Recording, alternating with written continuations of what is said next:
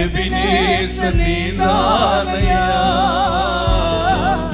இதுவரை உதவி நீரே. எபினேசர் நீதானையா, இதுவரை உதவி நீரே. எல்ரோயி எல்ரோயி என்னையும் கண்டீரே, எப்படி நான் நன்றி சொல்வேன். எல்ரோயி எல்ரோயி என்னையும் கண்டீரே, எப்படி நான் நன்றி சொல்வேன். நன்றி நன்றி ஐயா, கோடி கோடி நன்றி ஐயா.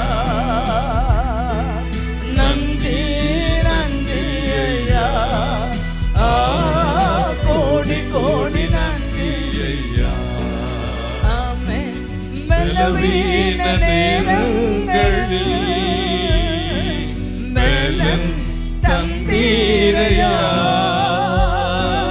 பலவீன நேரங்களில் பலன் தந்தீரையா. சுகமானே சுகமானே தழும்புகளால் சுகமானே என் குடும்ப மருத்துவ நீரே.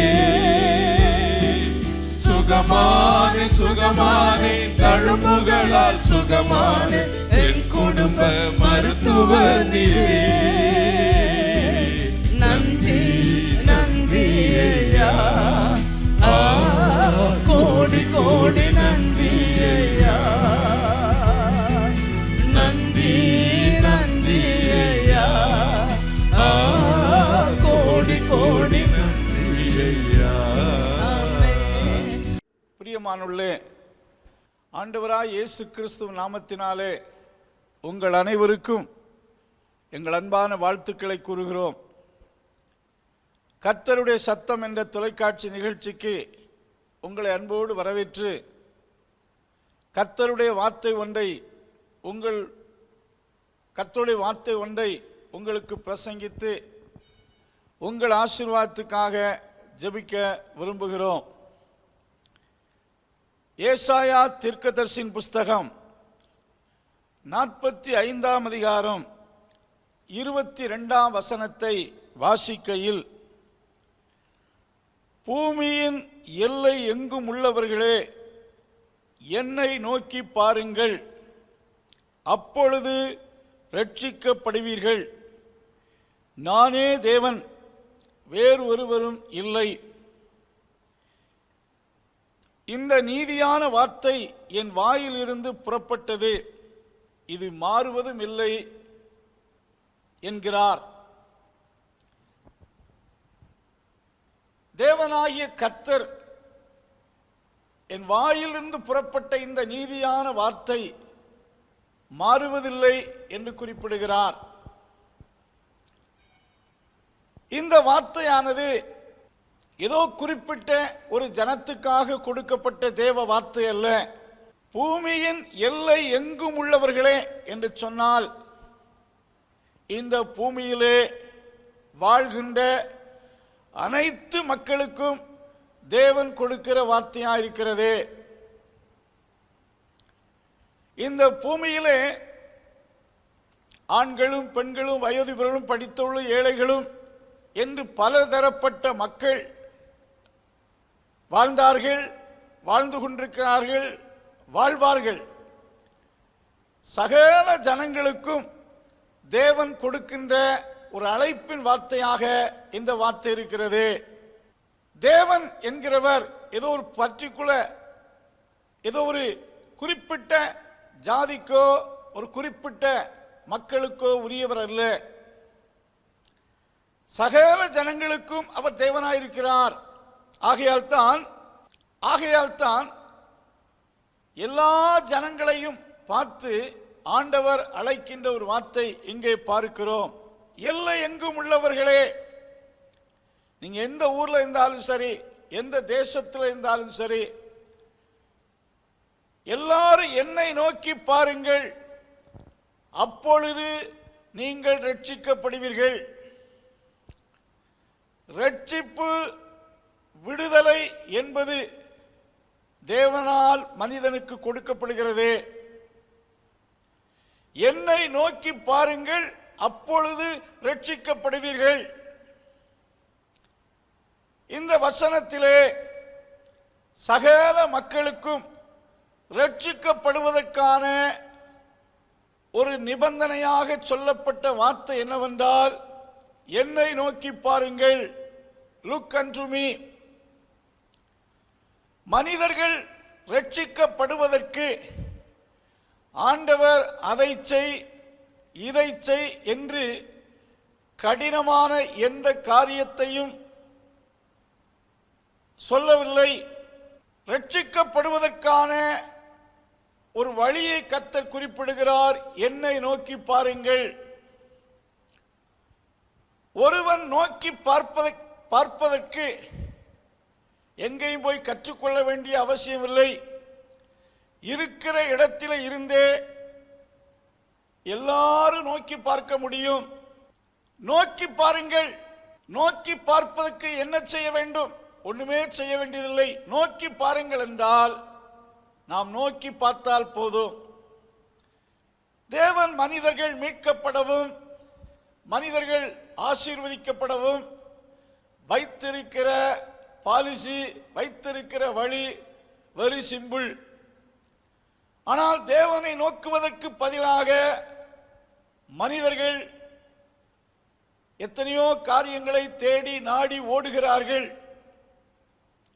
மக்கள் மீட்கப்படுவதற்கு தேவன் வைத்திருக்கிற ஒரே கண்டிஷன், என்னை நோக்கி பாருங்கள். என்னை நோக்கி பார்த்தால் நீங்கள் ரட்சிக்கப்படுவீர்கள்.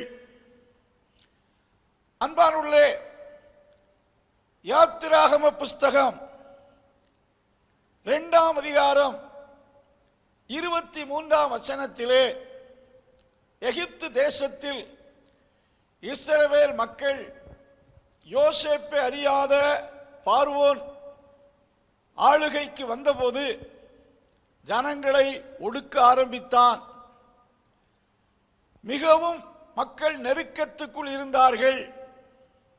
வேதம் சொல்லுகிறது, எகிப்தியர்கள் இஸ்ரவேலரின் வாழ்க்கையை கசப்பாக்கினார்கள், கடினமாக வேலை வாங்கினார்கள், ஏற்ற கூலி கொடுக்கவில்லை. ஒரு பெரிய அடிமைத்தனத்துக்குள் தவித்துக் கொண்டிருந்தார்கள். என்ன செய்வதென்று தெரியவில்லை. அந்நாட்களிலே பார்வோனோடு அவர்கள் எதிர்த்து ஆர்கியூ பண்ணி வெற்றி பெற முடியாது. வேறு எந்த அரசரிடத்திலே உதவியை தேடி தங்களை தப்பித்துக் கொள்ளக்கூடிய வழியும் கிடையாது. அப்படிப்பட்ட சூழ்நிலையிலே மக்கள் என்ன செய்தார்கள் என்று வேதம் சொல்லுகிறது என்றால், 2ஆம் அதிகாரம் 23ஆம் வசனத்திலே they cried unto the Lord, கர்த்தரை நோக்கி கூப்பிட்டார்கள். அவருடைய கூக்குரல், the cry came up unto the Lord, அவர்களுடைய கூப்பிடுதல் தேவனுடைய சமூகத்தில் வந்தது. தேவனை நோக்கி பார்த்தார்கள். அந்த அடிமைத்தன வாழ்க்கையில் தவித்துக் கொண்டிருந்த அவர்கள் தேவனை நோக்கி பார்க்கையில் தேவன் அவர்களை ரட்சிப்பதற்காக எடுத்த சம்பவங்களை நீங்கள் அறிவீர்கள். மோசே அவர்களை விடுவிக்கவில்லை. தேவனுடைய செயலை வெளிப்படுத்துவதற்காக மோசேயை கர்த்தர் பயன்படுத்தினார். எங்கேயோ ஆடு மேய்த்து கொண்டிருந்த மோசேக்கு தரிசனமாகி உடனடியாக எகிப்துக்கு போ, அவன் எவ்வளவோ திக்குவாயன் என்று சொன்ன போதிலும் நான் உன்னோடு இருக்கிறேன் என்று கோலை கொடுத்து அதிகாரப்படுத்தி எகிப்துக்கு அனுப்பி பார்வோனுக்கு முன்னிலையில் தேவனுடைய அதிசயங்களை வல்லமை விளங்கும்படி செய்து ஆண்டவர் அவர்களை அற்புதமாக விடுவித்து கொண்டு வருவதை பார்க்கிறோம். வெறுமையாக அல்ல, எகிப்திலிருந்து புறப்பட்டு வருகையில் திரளான பொருள்களோடும் ஆசீர்வாதத்தோடும் அவர்களை புறப்பட பண்ணினார். அந்த இடத்திலே தேவனை நோக்கி பார்க்கையில் கர்த்தர் அவர்களை விடுவித்தார். பார்வோன் அவர்களை விடமாட்டேன் என்று, தொடருவேன், பிடிப்பேன், அழிப்பேன் என்று தொடர்ந்து அவர்களை அடிமைப்படுத்த வந்த போதிலும் தேவன் செங்கடலிலே அவர்களை அவிழ்த்து போட்டு அவர்களை அற்புதமாய் விடுவித்து கொண்டு வந்ததை பார்க்கிறோம். தேவனிடத்தில் நம்மை விடுவிக்கக்கூடிய சக்தி இருக்கிறது. நம்முடைய தேவன் சர்வ வல்லவராக இருக்கிறார். பாவத்திலிருந்தும் நாம் படக்கூடிய துன்பத்திலிருந்தும் இக்கட்டிலிருந்தும் வியாதியிலிருந்தும் எந்த உபத்திரவத்திலிருந்தும் விடுவிக்க தேவனுக்கு வல்லமை உண்டு. இதை உணர்ந்த இஸ்ரவேல் மக்கள் அனைவரும் கர்த்தரை நோக்கி கூப்பிட்டார்கள். They looked unto the Lord. கர்த்தரை நோக்கி பார்த்தார்கள். ஆச்சரியமாய் விடுவிக்கப்பட்டார்கள். இந்த ராத்திரி வேளையிலும் நீங்கள் எந்த நிலையில் தவித்துக் கொண்டிருந்தாலும், எப்படிப்பட்ட இக்கட்டில் இருந்தாலும், எப்படிப்பட்ட சிறுமைப்பட்ட சூழ்நிலையில் இருந்தாலும் அங்குமிங்கு ஓட வேண்டாம். இருக்கிற இடத்திலே ஆண்டவரை நோக்கி கூப்பிடுங்கள். கூப்பிடுகிற காக்கை குஞ்சுகளுக்கு ஆகாரம் கொடுக்கிற ஆண்டவர், கூப்பிடுகிற எளியவனை தப்புவிக்கிற தேவன். உங்கள் கூப்பிடுதலை கேட்டு ஆண்டவர் உங்களுக்கு உதவி செய்வார். உங்களை விடுவிக்க வழிகளை திறப்பார். அன்பானவர்களே, இன்னொரு சம்பவத்தை நான் உங்களோடு பகிர்ந்து கொள்ள விரும்புகிறேன். சங்கீதக்காரனாகிய தாவீது ராஜா 25ஆம் சங்கீதம் 15ஆம் வசனத்திலே இவ்விதமாக ஒரு வார்த்தையை குறிப்பிடுகிறார். என் கண்கள் எப்போதும் கர்த்தரை நோக்கிக் கொண்டிருக்கிறது. அவரே என் கால்களை வலைக்கு நீங்களாக்கி விடுகிறார். தாவீது ராஜாவை நாம் நன்கு அறிவோம். 40ஆம் சங்கீதத்திலே என்னை பகைக்கிறவர்கள் என் தலைமயிரிலும் அதிகமாயிருக்கிறார்கள் என்று குறிப்பிடுகிறார். தாவீதுக்கு எதிரிகள் பலர் இருந்தார்கள். எப்படி அவனை அகப்படுத்தலாம்? தேசத்தை ஆண்டு கொண்டிருந்த ராஜாவாகிய சவுல் ஒவ்வொரு நாளும் தாவீதை அழிக்கும்படி தொடர்ந்து கொண்டே இருந்தான், தேடிக்கொண்டே இருந்தான். அவனை வலை போட்டு பிடிக்கின்ற குருவியைப் போல எங்க சிக்க வைக்கலாம், எங்க பிடிக்கலாம் என்று அவன் வலை போட்டு கொண்டிருந்தான். போகிற வருகிற இடங்களில் வலைகளை விரித்திருந்தார்கள். உலகத்திலே தாவீது சொல்லுகிறார், என் கால்களுக்கு மறைவாக கண்ணிகளையும் வலைகளையும் விரித்திருக்கிறார்கள் என்று குறிப்பிடுகிறார். வலைகள் கண்ணிகள் விரிக்கப்பட்டது தாவீதுக்கு தெரியாமல் இருந்திருக்கலாம். ஆனால் அவன் கண்கள் தேவனை நோக்கி பார்க்கையில் அந்த எதிரிகள் வைத்த கண்ணியிலும் வலைகளிலும் அவன் கால் சிக்கிக் கொள்ளாதபடி கர்த்தர் அவனை இழுத்து தப்புவித்தார் என்று சொல்லப்பட்டிருக்கிறது. வசனத்திலே பார்ப்பீர்கள் என்றால், he plucked my feet out of the net. என் கால்களை வலைகளில் குழிகளில் விழுந்து விடாதபடி இழுத்து தப்புவித்தார் என்று பார்க்கிறார். நீங்கள் கர்த்தரை நோக்கி பார்ப்பீர்கள் என்றால் உங்களுக்கு மறைவான கண்ணிகள், நீங்கள் அறியாத மரண கண்ணிகளை பிசாசு விரித்திருக்கலாம். பாவ கண்ணிகள் உங்களுக்கு அகேன்ஸ்டாக அந்தரங்கத்தில் விரிக்கப்பட்டிருக்கலாம். நீங்கள் செல்லக்கூடிய பாதையிலே அறியாத சூழ்ச்சிகள் வைக்கப்பட்டிருக்கலாம். பட் நீங்கள் கர்த்தரை நோக்கி பார்ப்பீர்கள் என்றால் தடைகளை நீக்கிறவர் முன்னே செல்வார் என்று சொல்லக்கூடிய வார்த்தையின்படி உங்களுக்கு முன்னே சென்று சகல கண்ணி வெடிகளையும் மறைவான வலைகளையும் அகற்றி உங்களை தப்புவிக்கிறவராயிருப்பார். ஆகையினாலே உங்கள் கண்கள் கர்த்தர் மேல் நோக்கமாயிருப்பதாக, உங்கள் கண்கள் கர்த்தரை நோக்குவதாக. கர்த்தரை நோக்கி பார்க்கும்போது உலகத்தில் பணம் செய்யக்கூடாததை, வீரம் செய்யக்கூடாததை, மற்ற எந்த காரியங்களும் செய்யக்கூடாததை தேவன் உங்களுக்கு செய்வார். தேவன் உங்களை தப்புவிப்பார். தேவன் உங்களை விடுவிப்பார். ஆகையால் தான் கர்த்தருடைய வார்த்தை சொல்லி, என் வாயிலிருந்து புறப்பட்ட நீதியின் வார்த்தை, இந்த வார்த்தை ஒரு காலம் மாறாது. இந்த ராத்திரி வேளையிலும் நீங்கள் இருக்கிற சூழ்நிலை கடினமானதாக இருந்தாலும், ஒருவேளை வியாதியினால் கஷ்டப்பட்டு கொண்டிருப்பீர்கள் என்றால் ஆண்டவரை நோக்கி பாருங்கள். கர்த்தரிடத்தில் உங்களை ரட்சிக்கக்கூடிய வல்லமை திராணி இருக்கிறது. அவர் உங்களை தப்புவிப்பார். அன்பானுள்ளே, இஸ்ரவேல் மக்களை அவர்கள் கர்த்தரை நோக்கி கூப்பிட்ட போது எகிப்தின் அடிமைத்தனத்திலிருந்து தப்புவித்தது போல, தாவீது கர்த்தரை நோக்கி பார்க்கையில் அவர் அறியாத விரிக்கப்பட்ட கண்ணிகளுக்கு தப்புவித்தது போல தேவன் உங்களையும் தப்புவிக்க வல்லவராயிருக்கிறார். மூன்றாவது ஒரு சம்பவத்தை நான் வாசிக்க விரும்புகிறேன். 2 நாளாகம புஸ்தகம் 20ஆம் அதிகாரம் 12ஆம் வசனத்தை வாசித்து பார்க்கையில்,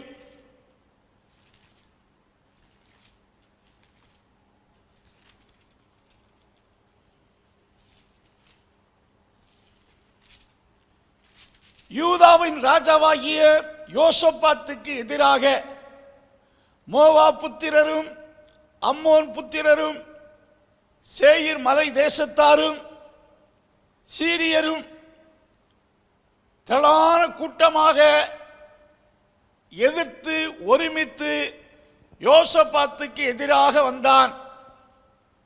வந்தார்கள்.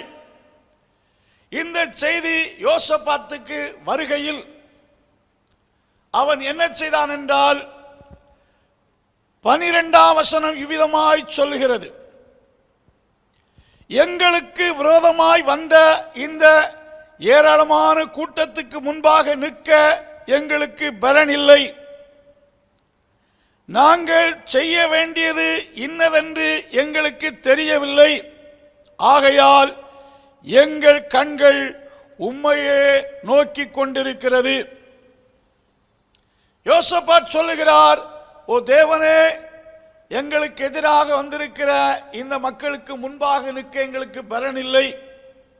இந்த சூழ்நிலையில் என்ன செய்ய வேண்டும் என்று எங்களுக்கு தெரியவில்லை. we do not know what to do.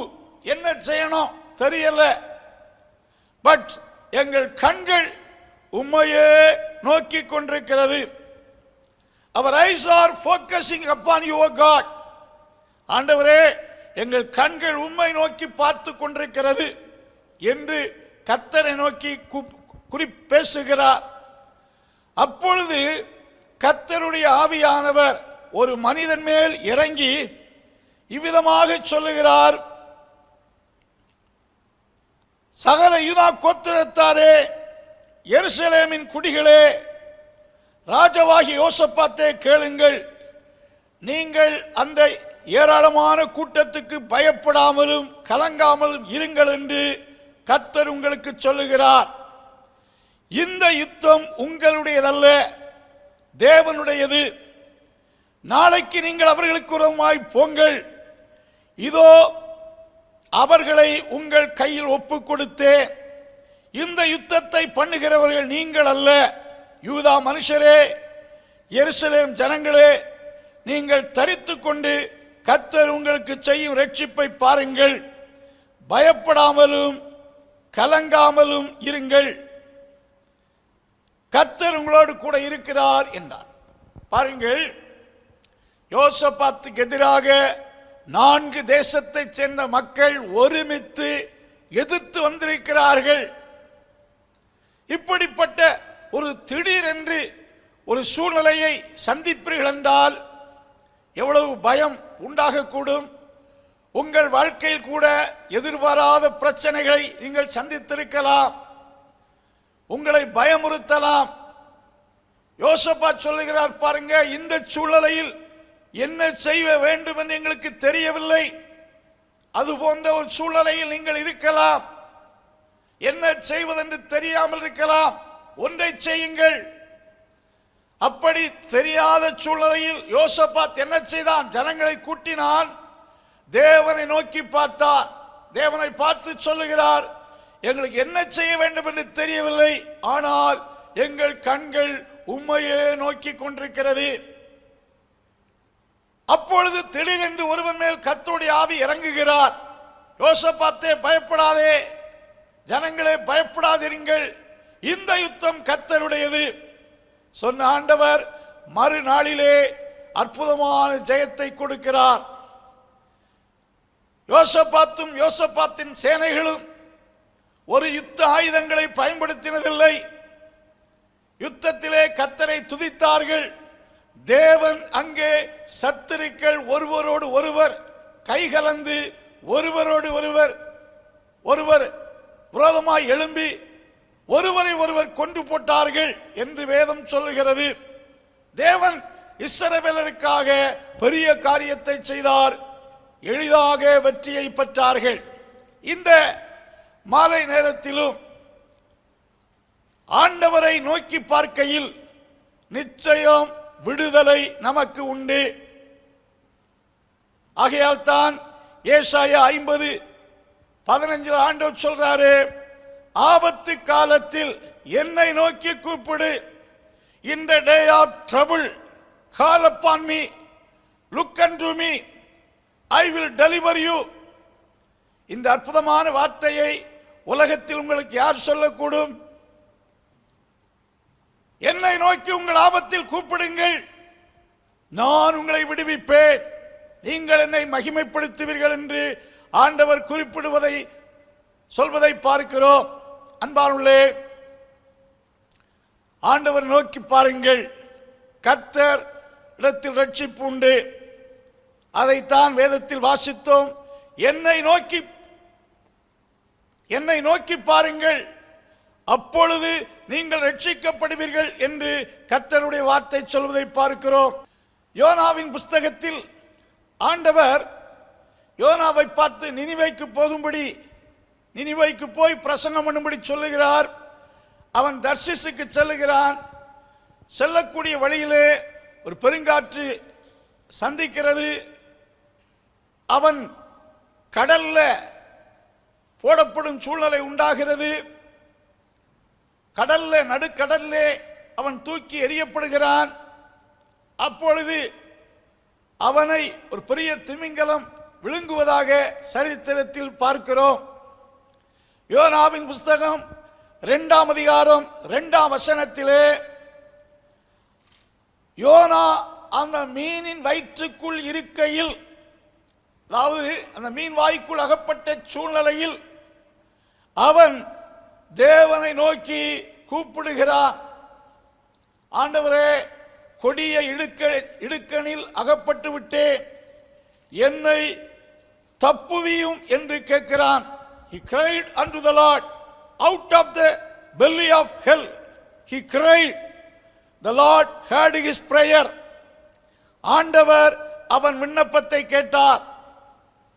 இக்கட்டான சூழ்நிலை, அங்கே இருந்து கர்த்தரை நோக்கி கூப்பிடுகிறான். கடலின் ஆழத்தில் மீன் வயிற்றில் இருந்து கர்த்தரை நோக்கி கூப்பிடுகிறான். ஆண்டவர் அவன் சத்தத்தை கேட்கிறார். தேவனை நோக்கி கூப்பிடுகிறான் என்று 2 முறை அந்த 2ஆம் வசனத்தில் சொல்லப்பட்டிருக்கிறது. 10ஆம் வசனத்திலே ஆண்டவர் அந்த மீனோடு பேசுகிறார். The Lord spoke unto the fish. மீனோடு பேசுகிறார். வேகமாய் போய்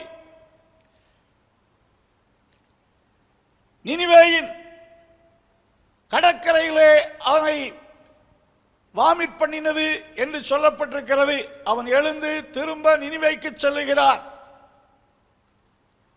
அவன் அந்த இக்கட்டில் தேவனை நோக்கி கூப்பிடுகையில் யாரும் உதவக்கூடாத, உதவ முடியாத சூழ்நிலையிலும் தேவன் அங்கே அவனுக்கு ரட்சிப்பை கொடுக்கிறார்.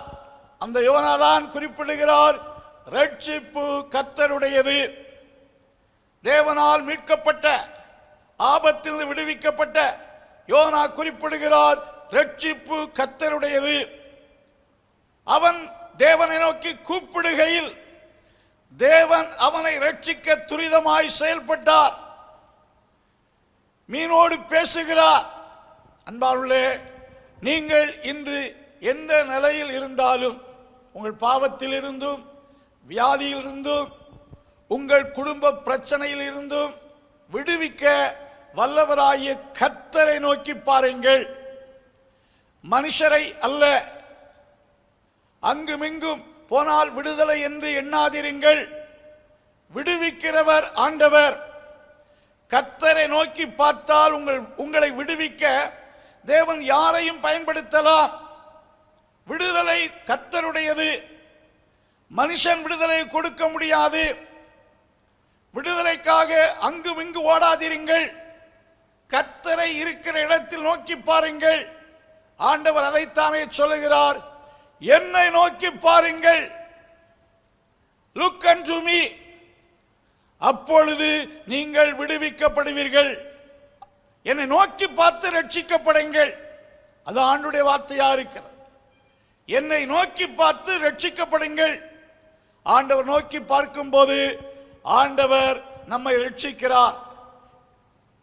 இந்த விடுதலையை பெற்றுக்கொள்ள இன்றே விசுவாசத்தோடு கர்த்தரை நோக்கி பாருங்கள். இந்த வார்த்தையினாலே ஆண்டவர் அவரை நோக்கி பார்க்க உங்கள் அனைவரையும் அழைக்கிறார். பூமியின் எல்லை எங்கும் உள்ளவர்களே எல்லோரையும் அழைக்கிறார். It is the special invitation of God to everybody.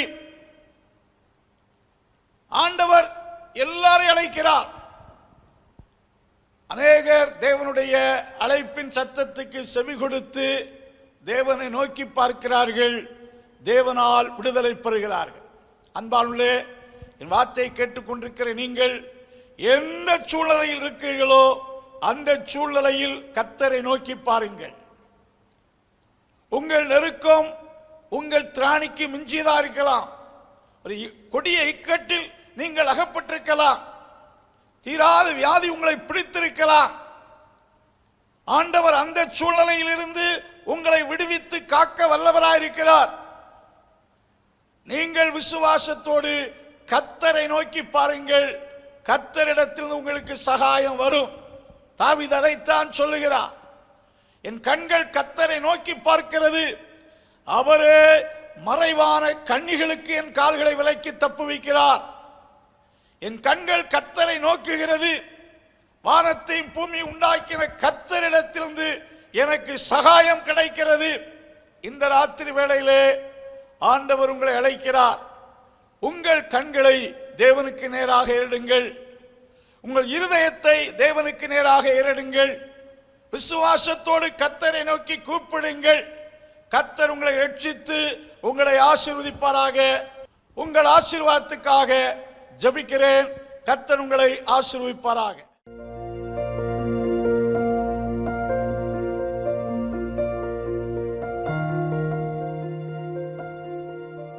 சர்வ வல்லமையுள்ள நல்ல ஆண்டவரே, இந்த வார்த்தையை கேட்டதான ஒவ்வொருவரையும் ஆசீர்வதித்தருளும். எந்த நெருக்கத்தில் இருக்கிறவர்களையும் விடுவிக்க வல்லவராயிருக்கிறீர். இந்த வார்த்தையை கேட்டு உம்மை நோக்கி ஜெபிக்கிற, உம்மை நோக்கி பார்க்கிற ஒவ்வொருவரையும் ஆசீர்வதியும், விடுதலையாக்கும், சமாதானத்தை கட்டளையிடும். இயேசு கிறிஸ்துவின் நாமத்தில் ஜெபங்கள் நல்ல பிதாவே, ஆமென்.